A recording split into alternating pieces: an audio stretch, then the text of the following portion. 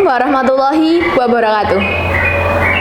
Sugeng sonten kalian sugeng rawuh kagem sedaya wonten ing adicara kempal sareng tangsulan alumni Smansakar. Tepangaken kaula Afrida Triastanti minangka pranatacara ing adicara sonten niki.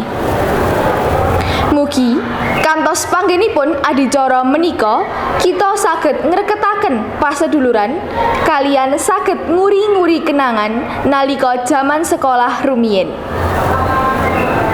Sumangga sedaya kapranga kula waosaken rantaman adicara ing sonten menika. Ingkang sepisan pambuka. Ingkang kaping kalih dedonga.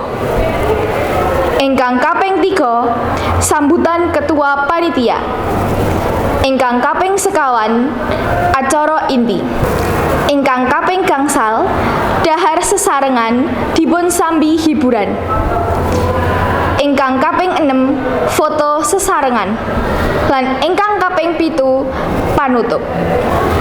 Ingkang ngidak adicara sepisan sumangga kita ngucapaken basmalah kanthi sareng-sareng supados adicara punika saged lancar kanthi pungkasan. Bismillahirrahmanirrahim. Salajengipun adicara ingkang kaping kalih dedonga. Sumangga sadherek Dimas wekdal lan panggonan kula cawisaken. Matur nuwun. Adicara ingkang kaping 3 yaiku sambutan saking ketua panitia. Sumangga sedherek yoga kula aturipun. Matur nuwun. Matur nuwun kagem ketua panitia sampun nyaosaken tembung-tembung ingkang makna kang endah.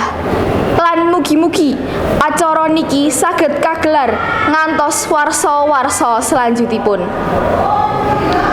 Para rawuh ingkang kinurmatan, menika dinten ingkang sampun kita antepi. Wekdal kagem kempal sareng alumni Smansakar. Ing acara inti, kita saged sesrawungan cerita kenangan lawas kalian gadahipun gagasan-gagasan supados tangsulan alumni tansah rukun kalian migunani. Mugi para rawuh saged tanduk seduluran kalian pengalaman saking sesrawungan menika. Wekdal salajengipun monggo para rawuh sami ngraosaken hiburan saking para alumni ingkang sampun nyawisaken. Saha sesarengan kita dahar. Mugi saged jalari kawontenan langkung gayeng raketaken paseduluran kalian dados pangeling-eling ingkang endah. Sampun kita sedaya sampun dahar sesarengan. Ingkang adicara salajengipun yaiku foto sesarengan. Sumangga para rawuh saged makempal wonten ing pangajengan. Adicara kanthi adicara sampun kita sareng-sareng nglangkungi. Saengga kita sampun wonten ing pungkasaning acara. Acara niki adicara kempal sareng alumni Smansakar. Kula dados pranatacara ing adicara punika ngaturaken matur nuwun dumateng sedaya ingkang sampun rawuh lan nyengkuyung.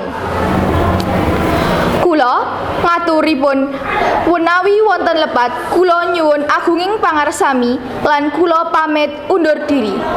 Mugi-mugi paseduluran kita tansah lestantun. Matur nuwun. Wassalamualaikum warahmatullahi wabarakatuh.